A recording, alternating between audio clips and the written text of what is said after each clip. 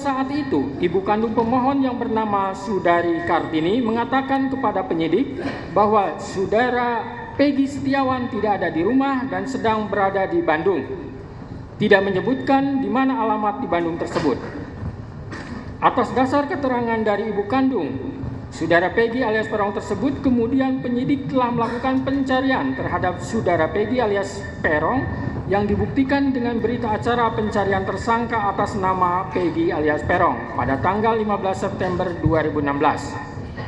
Sehingga dengan demikian sangatlah tidak beralasan apabila pemohon masih mempermasalahkan tentang pemanggilan terhadap tersangka Peggy Setiawan alias Peron.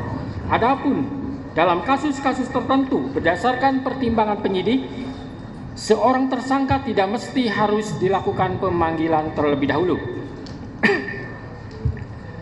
Menimbang bahwa terkait sah atau tidaknya penetapan DPO atas nama pemohon karena terjadi dalam rentang waktu antara tahun 2016 sampai dengan tahun 2024, maka hakim akan merujuk pada bukti P16 dan bukti P17 berupa Peraturan Kepala Kepolisian Negara Republik Indonesia Nomor 14 Tahun 2012 tentang Manajemen Penyidikan Tindak Pidana dan Peraturan Kepala Kepolisian Negara Republik Indonesia Nomor 6 Tahun 2019 tentang Penyidikan Tindak Pidana. Menimbang bahwa berdasarkan pasal 31 ayat 1 Peraturan Kepala Kepolisian Negara Republik Indonesia Nomor 14 Tahun 2012 tentang Manajemen Penyidikan Tindak Pidana menegaskan bahwa tersangka yang telah dipanggil untuk pemeriksaan dalam rangka penyidikan perkara sampai lebih dari 3 kali dan ternyata tidak jelas keberadaannya dapat dicatat di dalam daftar pencarian orang DPO dan dibuatkan surat pencarian orang.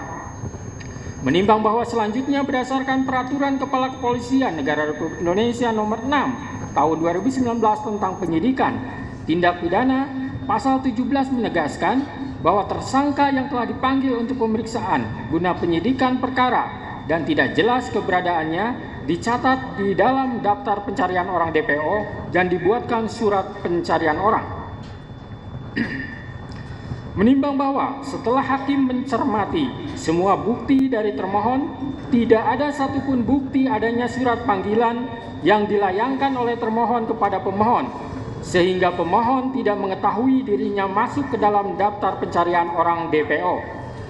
Termohon hanya mendatangi rumah pemohon dan bertanya kepada ibu kandung pemohon yang bernama Sudari Kartini yang mengatakan kepada penyidik bahwa Peggy Setiawan tidak ada di rumah dan sedang berada di Bandung tanpa membawa surat panggilan untuk disampaikan kepada pemohon. Menimbang bahwa hakim tidak sependapat dengan dalil dari termohon yang mengatakan tidak perlu pemanggilan terhadap pemohon karena menurut hakim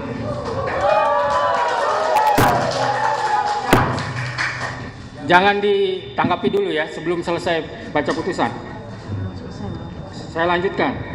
Menimbang bahwa hakim tidak sependapat dengan dalil dari termohon yang mengatakan tidak perlu pemanggilan terhadap pemohon karena menurut hakim pemohon dan keluarganya berhak mengetahui bahwa dirinya masuk ke dalam daftar pencarian orang DPO guna pembelaan diri. Terlebih lagi kewajiban harus adanya pemanggilan tersebut secara nyata dan tegas telah diatur dalam Peraturan Kepala Kepolisian Negara Republik Indonesia Nomor 14 Tahun 2012 tentang Manajemen Penyidikan Tindak Pidana dan Peraturan Kepala Kepolisian Negara Republik Indonesia Nomor 6 Tahun 2019 tentang Penyidikan Tindak Pidana.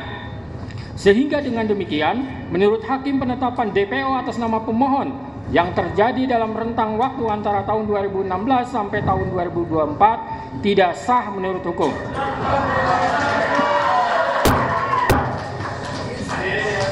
Tahan dulu. Menimbang bahwa selanjutnya hakim akan mempertimbangkan terkait penetapan tersangka berdasarkan surat ketetapan nomor S/90/5 Romawi /Res 124/2024 Diskrimum tanggal 21 Mei 2024 atas nama Peggy Setiawan adalah sah atau tidak. Menimbang bahwa pemohon mendalilkan menurut pemohon prasa bukti permulaan yang cukup dan bukti yang cukup dalam pasal 1 angka 14 patut diduga Pasal 17 dan Pasal 21 ayat 1 KUHP harus ditafsirkan sekurang-kurangnya minimal 2 alat